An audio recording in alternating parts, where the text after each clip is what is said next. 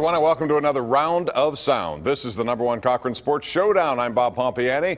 Thanks for joining us tonight. We have a lot to get into, including college football and academics. Do they mix? We had a conversation about that this week. We'll further discuss it tonight.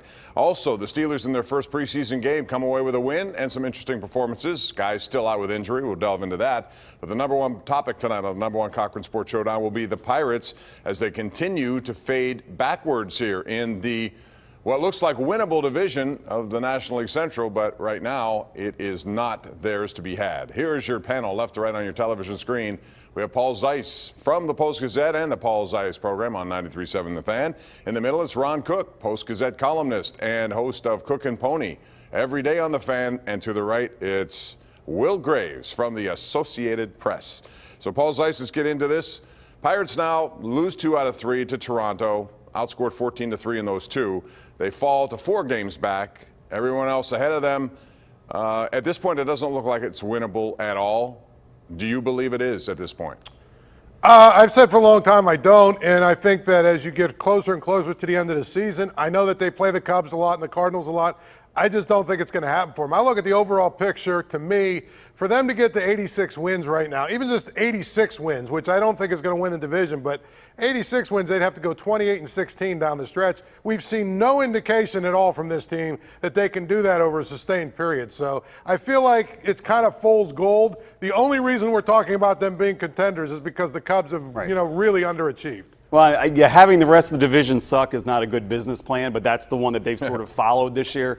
And I think they missed an opportunity. I said it on here a couple weeks ago. They should have blown it up if they could have. They should have gotten rid of their assets. I don't think they have the talent now this year or next year to catch Chicago, to catch St. Louis. So what are you going to do? You're going to have this treadmill of mediocrity. And if that's what the Nuttings want, I mean, I guess 81-81 is better than 70-92. But what does Tomlin say? If you're not getting better, you're getting worse. They're not getting better.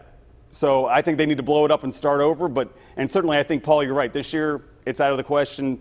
They were 28-19 to start last year, and they've been under 500 since then. And you don't see any sign that they're going to snap out of it. Yeah, I don't like their chances this year either, especially now with the injuries on top of everything else. Polanco looks like he's out again with this hamstring. You got to start to wonder about his future. This thing just keeps coming. Cervelli has a hand problem, and he says he can't catch the ball, he can't swing the bat. Pretty bad for a catcher when you can't hit or catch. So those are 2 big losses, I think. But I'm not sure they're going to be bad next year. I kind of like the way this team has a chance to shape up for next year if they keep McCutchen and Cole in the offseason. I think the young pitchers are coming on a little bit. You should have Marte the whole season.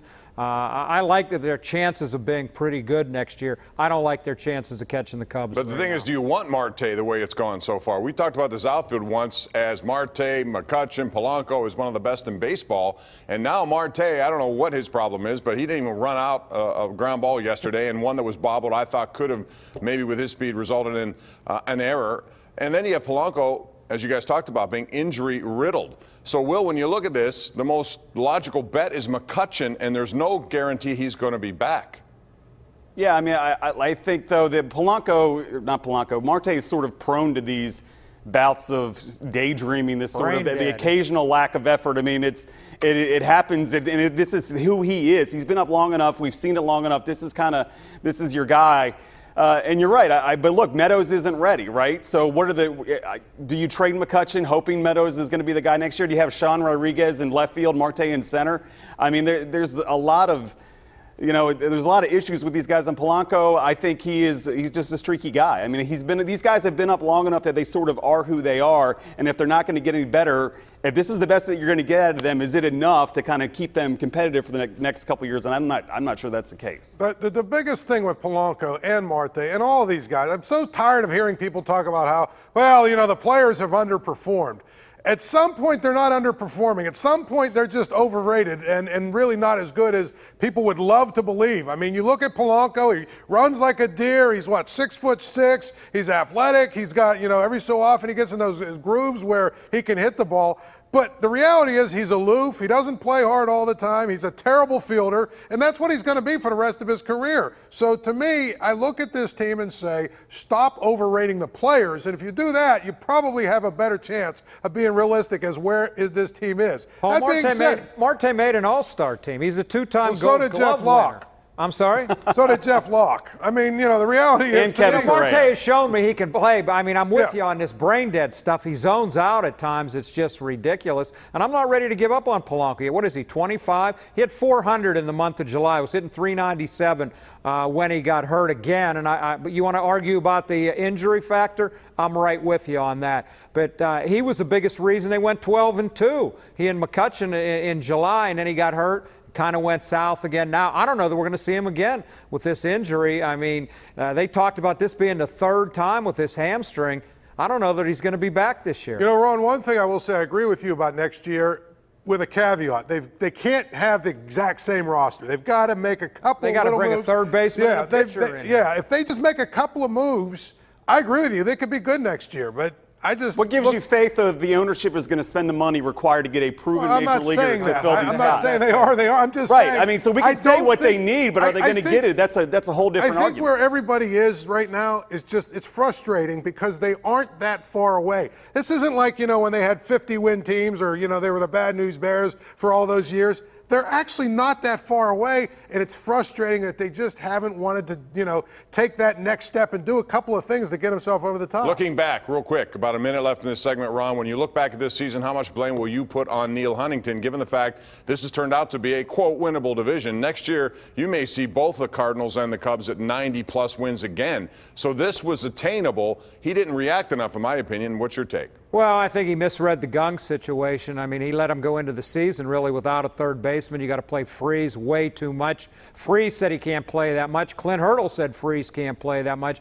I think he misread that situation. And I didn't like when Polanco went down on July 21st, he didn't find some sort of outfielder to bring in here. They had just gone 12-2, won 6 in a row, were 2 games back. And now they're back again with really 2 outfitters, and he didn't do anything about it. The missed opportunity was in April, though. I mean, when you knew that your best defensive player, the guy at the top of your lineup, was going to be gone for half the season, and they did nothing. They threw Jaso and Osuna and Frazier and guys that are not outfielders into the outfielder for months at a time, and that is not. I will give them a pass in April because no team's going to trade with them in April unless you just give up the farm because everybody else thinks they're still in it.